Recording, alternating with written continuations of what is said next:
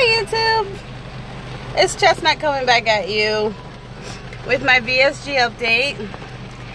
I am in my car right now. It's pouring down raining. I didn't know it was gonna rain because I don't prepare, and so I had to grab the towel that was in my seat and threw it over my head. So I'm just coming from the doctor's office and I wanted to do a video.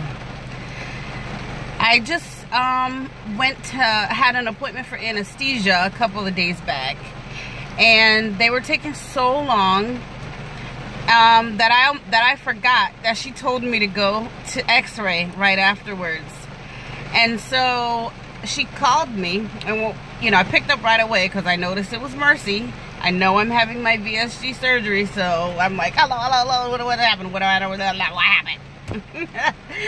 So yeah, they're like, oh, you didn't get your x-ray done that day. And I'm like, oh my god, how could you have forgotten that? Like, oh my god. And it was funny because I had an appointment with Dr. Fiallo right after anesthesia, so that's where my mind was at. It wasn't like, oh, I just forgot. It's so crazy. So I was like, you know what, I can come right now if it's okay. You know, because I have an appointment tomorrow. Tomorrow's August 15th. I have an appointment with, it's the pre-op diet. And those are one of the appointments that I can't miss or my surgery will be canceled. So I don't know if they want to have the x-rays, and that's what I just had. I don't know if I mentioned it.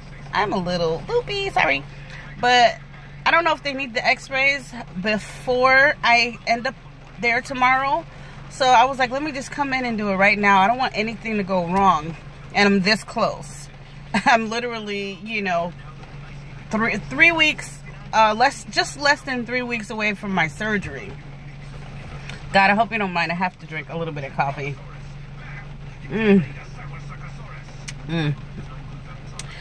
Decaf. When I have caffeine, I get jittery and then get anxiety. I'm sure it's due to my medication. And also, when I used to take the, what do you call it, pre-workout, I used to be like, you know, when I was working out and I was doing, you know, all gun-ho and working out and stuff, going to the gym every day, I would take, you know, shake up my pre-workout and go to the gym. But I had to stop doing that because it would give me the jitters and it would give me heart palpitations. So yeah, so I stopped, and it would make me feel so funny, like more than just speedy up the heart a little bit. That really made me feel like I was gonna die. Like it was like I wanted to go to the emergency room, and it didn't happen every time. It just happened after using it for like a week. So I was like, you know what, no risk. I just leave it alone. So anyway, I wanted to make a video. I took a few pictures. You know, they have a really good mirror in there. I took a few, you know, body pictures and stuff like that. Maybe I'll edit it and put them in. I'm showing a lot of stuff now because I really believe that I'm about to start to change. So if I don't, that'll be really embarrassing. But come on, I'm gonna change. It's gonna be great. I'm a good hider. I realize that. I hide it so good that I think I even hide it from myself sometime. You know, I think I may have a little bit of body dysmorphia in the reverse way. I think I'm smaller than I actually am sometimes. Because when I look in the mirror and I see a thinner me, and it doesn't have to be like one of those slender mirrors. Like, I look in the mirror, I turn to the side, I go outside, and I see another mirror, and I'm like, what the fuck, bitch, you are fat. Why is it like that? Do I see myself skinny sometimes, see myself fat one time? And it's all different types of mirrors. It's like, what is going on in my brain? All I know is that I'm going to go by the chart. I'm going to go by the BMI chart, the doctor's chart. I am obese. Okay, so because I can't trust my own eyes. Okay, I'm thinking that I look, I think I'm a beautiful black woman. I'm thinking I look good today, you know. I look alright. You know, I got my little tourniquet or whatever. Yeah, this is what's going on. This is what's going on, and it's in the back too. Ooh, oh Lord. And that dog here. Oh my Lord, my God, my God, my God. And you know, I see it in the mirror. I don't know if I see it as much as it really is. Because I'll take a picture and I'll be like, dang, my stomach is that big. You know, sometimes when you're looking down, it's like it looked different. And sometimes when you're looking head on, you shape yourself different. And even when you shape yourself the right way, it's like you don't see that width. Oh God, is this all in my goddamn head? I don't know. But anyway, this is not even what I wanted that video to be about. I actually just wanted to talk a little bit about, I am parked in expectant mother's parking. I better not stay here. Expectant mother's parking. But with this fucking gut, I probably could get away with that shit. Oh, But anyway, I wanted this video to be about, because I've been talking about how I am on Subutex, this type of methadone. I know you guys out here thinking, oh, she's a recovering drug addict. But, yeah, that's actually what I am. And I just wanted to give a little story about, like, how I got that way. And so I'll make it brief, because I'll make it brief. But I will explain. So, in 2007, I got pregnant by my current man. I've been with him since 1993. You do the math. I got pregnant, and I decided I was going to keep it. You know, I had terminated a child, oh my God, this is already wrong. I had terminated a pregnancy before, so I was a teen mother. I got pregnant with my son in 1993, and so, you know, having another kid, it wasn't really that appealing to me. So yeah, I had terminated a previous pregnancy. So when I got pregnant in 2007, I was 27 years old. I wanted to keep this baby. I was like, you know what? It's good time for me to have a kid. You know, so I, was pregnant. I was doing good, you know. It was a little tough on me. I was a little older. You know, the pregnancy definitely was different. But anyway, around the 8th month, I went to the doctor. And the doctor did another ultrasound. I never got one of those, fancy 3D ones. I always wanted one. But they never offered it to me. Yeah, but they did the ultrasound and they noticed that the baby's heart was deformed. And so they were like, well, we need to get the baby out right now. And so I was like, oh, okay, I didn't know I was going to have a baby right now. I'm only 8 months. They said, no, we're going to do it right now. We need to get the baby out right now. And I was just confused about what's going on or whatever, such and such. So fast forward, we deliver a baby girl. And so, I'm like, oh my God, is she okay? Everything okay? And they were like, well, we need to work on her. And, I think they were working on her. I think they were kind of just giving me false hope. I don't know why would they do that. I wish they would have been more direct. But yeah, so eventually, they told me that she's not going to make it, and it was upsetting and it hurt my heart and everything. And it was really sad, to carry a baby to full term and then, to go through that. It was hard for me, but I'm okay. But how I chose to deal with it, I didn't do it on purpose, but it wasn't a good way.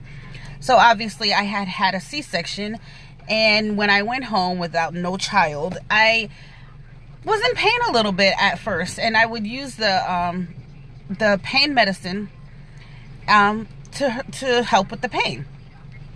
Percocets, Oxy, whatever, Percocet. And I, and then I would kind of, get my refills, and and then I would ask for more, because I'd be like, what, this medicine is helping me. I knew what Percocets was, but I never really focused on it. I've actually had a tummy tuck in 2001, and I had a breast lift in 2002, and I was given Percocets, and I had taken them, or they had got me sick, or I could take it or leave it. The pain was tolerable. Not until I had lost the baby did I focus on the pain pills. So I'm taking the pain pills. They're giving them to me. They're giving me the scripts. I don't know, maybe 4 or 5 scripts he gave me. And then one day he was like, hey, okay, so instead of the Percocets, I'm just going to give you the Motrin. When I tried to go back and get the Percocets. That's my junkie head, calling it the nickname Perks. Sorry. And I'm like, oh, I was like, okay. So I kind of went with it. But then my body was like, bitch, where them Perks at? This Motrin ain't kicking it. So, yeah. So I was like, oh man, so I went back to the doctor. I'm like, yo, I need to have that other stuff. And then, well, we don't want you to have those anymore. And I was just like, well, y'all gave me so, I was just like confused about it, like, how you just gonna stop giving me the good stuff? That it was mentally helping me. And so they just stopped giving it to me. So when I started to find different ways of trying to get that medication, I noticed that right away. I was like, okay, whoa. And I didn't think it was a bad, thing to do at first. A pregnant girl was like, oh, no, these make me sick. Hey, you want them? Hey, okay, cool, I'll buy them. Or a sick guy, with a disease or something like that. I don't know how I come across these people, but I was kind of seeking people out. I don't know how, but I was a little more social in my 20s, and I would find people who would just give me their medicine or sell it to me. And so I did that for years. I did it for years. I did it for at least 3 years.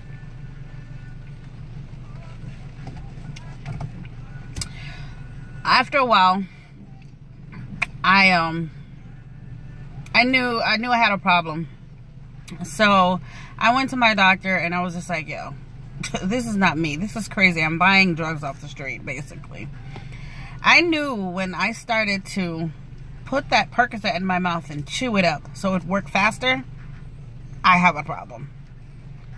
And so that's when they started me on the Suboxone.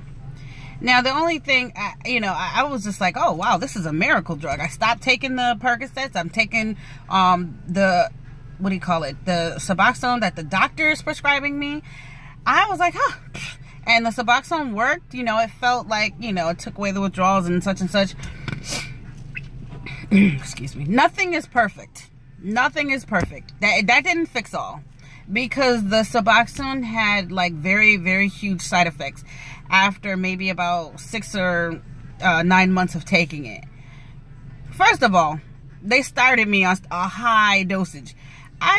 A person coming off Percocets, I was taking maybe about 5 or 6 Percocets a day.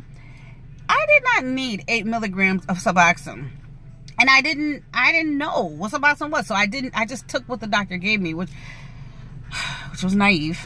And yeah, so the 8 milligrams was too much. And my body was fighting back, this is too much, I'm a very short woman. I don't know if it has anything to do with it. I'm 5 feet. But eventually, I lowered my dosage to 4 milligram Suboxone. Even then, it was just too much. So I lowered it even more. And I wanted to change the medication, because I know that Suboxone has buprenorphine and naloxone in it. So I did research, and I was, finally starting to catch on. Like, what am I taking? To do the research, there's another type of medication out there called Subutex that I could pay for over the counter. And it's just buprenorphine without the naloxone. And so it only comes in 2 milligrams. That's what they said to me. It comes in an 8 milligram and it comes in a 2 milligram. So I don't want to go back up. I want it to go low because I want to wean off of it. So they gave me the 2 milligrams. And so I just haven't even been taking the 2 milligrams per day. Like I cut it in half and take 1 milligram per day because that medicine is so goddamn strong. And I store the rest. So that's just my story, and that's what I've been doing so far. And I've been dealing with this, and now I'm gonna have surgery. So I was a little concerned, and I made a video already about my concerns about the Subutex and the surgery. So, but that's my little story, and I wanted to share with you guys. So I gotta go get gas, and it finally stopped raining. So, and I have to get out of this expectant mother's parking. So until next time, I'll see you guys on the next update. Deuces.